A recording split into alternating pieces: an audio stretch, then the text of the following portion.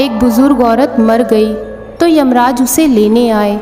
बुज़ुर्ग औरत ने यमराज से पूछा, आप मुझे स्वर्ग ले जाएंगे या नर्क? यमराज ने कहा, मैं तुम्हें दोनों में से कहीं नहीं ले जाऊंगा। तुमने इस जन्म में बहुत ही अच्छे कर्म किए हैं, इसलिए मैं तुम्हें सीधा प्रभु के धाम ले जा रहा हूँ। ये सुनकर बुज़ुर्ग औरत बहुत खुश हो गई और यमराज से बोली, मेरी आपसे सिर्फ एक ही विनती है।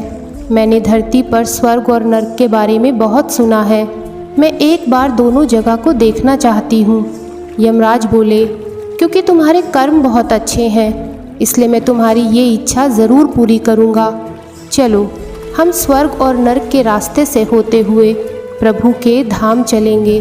दोनों चल पड़े। सबसे पहले नर्क आया।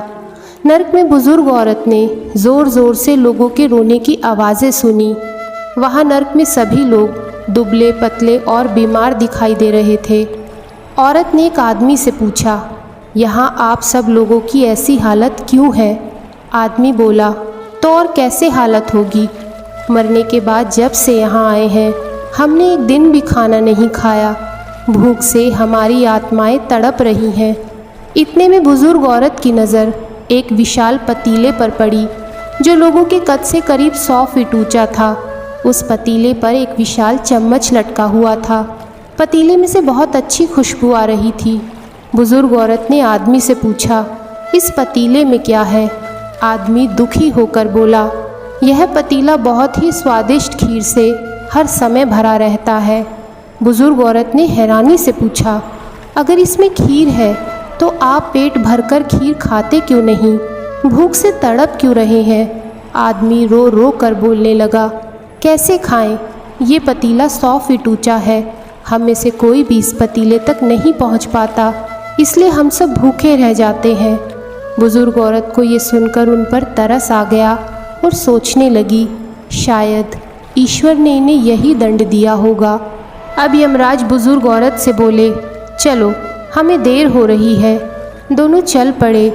कुछ दूर चलने पर स्वर्ग आया। वहाँ बुज़ुर्ग औरत को सबके हंसने और खिलखिलाने की आवाज़ें सुनाई दी। सब लोग बहुत खुश दिखाई दे रहे थे। उनको खुश देखकर बुज़ुर्ग औरत भी बहुत खुश हुई। वहाँ स्वर्ग में भी बुज़ुर्ग औरत की नज़र वैसे ही 100 फीट ऊंचे पतीले पर पड़ी जैसा नर्क में था। उसके ऊपर भी वैसा ही चम्मच लटका हुआ था। बुज़ुर्ग औरत ने वहाँ के लोगों से पूछा, इस पतीले में क्या है? स्वर्ग के लोग बोले, इसमें बहुत ही स्वादिष्ट खीर है। बुज़ुर्ग औरत ये सुनकर हैरान हो गई और बोली, ये पतीला तो 100 फीट ऊंचा है। आप लोग इस पतीले तक पहुंच ही नहीं पाते होंगे। इस हिसाब से आप लोगों को खाना ही नहीं मिलता होगा। आप लोग भूख से बेहाल होंगे। पर मुझे तो सभी लोग बहुत खुश नज़र आ रहे हैं। उनमें से एक व्यक्ति बोला, हम सब इस पतीले में से पेट भर कर खीर खाते हैं। औरत बोली, मगर कैसे? पतीला तो बहुत ऊंचा है। व्यक्ति बोला, तो क्या हुआ अगर पतीला ऊंचा है? यहाँ पर कितने सारे पेड़ हैं। हमने इन पेड़ों की लकड़ी लेकर एक विशाल सीढ़ी का निर्माण किया। उस सीढ़ी के सहारे हम पतीले तक पहुँचते हैं और सब पेट भर कर खीर खाते हैं। अब बुज़ुर्ग औरत यमराज की ओर देखने लगी।